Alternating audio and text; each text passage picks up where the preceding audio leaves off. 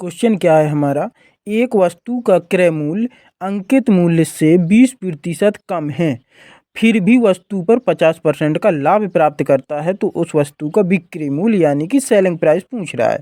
तो हमें करना क्या है, सबसे पहले हमें कर लेना है CP cost price, selling price और प्रिंट रेट मान लेना है। प्रिंट रेट ये होता है अंकित मूल्य, ये बिक्री मूल्य यानी विक्रय मूल्य, और ये होता है हमारा क्रय मूल्य।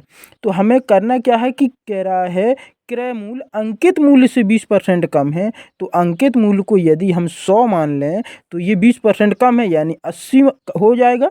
क्योंकि हमने अंकित मूल्य को यदि 100 माना है तो हमारा कॉस्ट प्राइस कितना हो जाएगा, 80 हो जाएगा।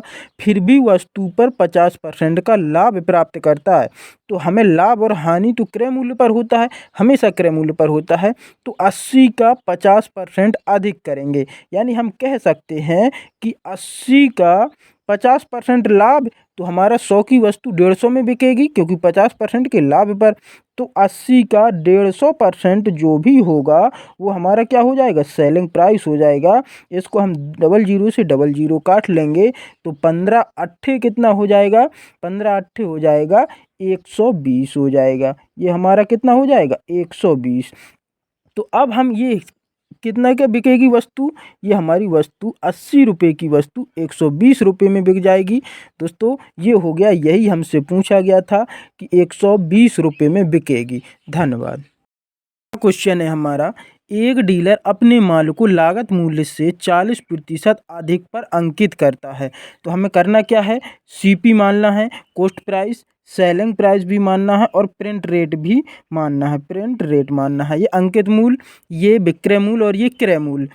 कह रहा है कि लागत मूल्य से 40% अधिक अंकित करता है। लागत मूल्य यानी कि खरीदा हुआ मूल्य, यदि हमने लागत मूल्य 100 माना तो 40% अधिक अंकित करता है, तो अंकित मूल्य कितना हो जाएगा, 140 होगा। फिर आगे कह रहा है और 20% की छूट देता है, तो छूट हमेशा किस पर दी जाती है, प्रिंट रेट पर।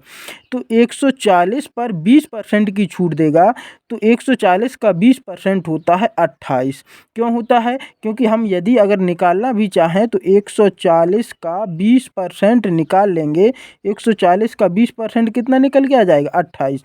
तो यानी 140 में 28 रुपये कम देगा, 10 में से 8 गया 2 और 4 में से 3 गया तो 1 बचेगा, 112 रुपये। यानी किसी वस्तु को 100 में खरीदा है और 112 रुपये में बेचा है, तो लाभ पूछ रहा है। आप जान सकते हैं कि 100 की वस्तु को 112 में बेचा है तो लाभ कितना हुआ है, 12 का लाभ हुआ है, और हमेशा क्रय मूल्य पर होता है। और प्रतिशत के लिए गुणा 100 से करते हैं, तो ये तो आप काट ही देंगे। हमारा लाभ कितना आ जाएगा, 12% का लाभ होगा। कितना लाभ होगा, 12% का लाभ होगा। ऑप्शन नंबर डी बिल्कुल राइट हो जाएगा। धन्यवाद।